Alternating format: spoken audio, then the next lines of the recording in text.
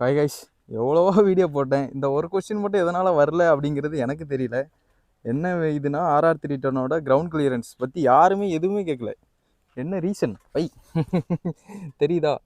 இவ்வளோதான் இருக்கும் வண்டியோட கிரவுண்ட் கிளியரன்ஸ் பொறுத்த வரைக்கும். ஆனாலும் இதை பற்றி ஒரு ஸ்போர்ட்ஸ் பைக்கு மைலேஜ் எவ்வளோ வருது, அது எவ்வளோ வருதுன்னு கேட்ட யாருமே வந்துட்டு இந்த கிரவுண்ட் கிளியரன்ஸ் பற்றி எதுவுமே கேட்கல.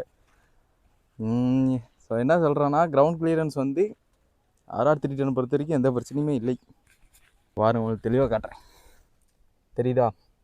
இவ்வளோ தான் இருக்குது. இந்த கிரவுண்ட் கிளியரன்ஸ் தான் இருக்குது. ஆனால் இருந்தாலுமே வண்டி வாங்கி 1 இயர் ஆச்சா, 1 இயர் கூட ஆகலை, இன்னும் அடுத்த மாதத்தோட 1 இயர். இருந்தாலும் எனக்கு இது வரைக்கும் எந்த இடத்துலையும் தட்டினது இல்லை. பில்லியனாக இருந்தாலும் சரி, பில்லியன் கூட போனாலும், பில்லியனை வச்சு ஏற்றிட்டு போனாலுமே எந்த இடத்துலையுமே எனக்கு இடித்தது கிடையாது.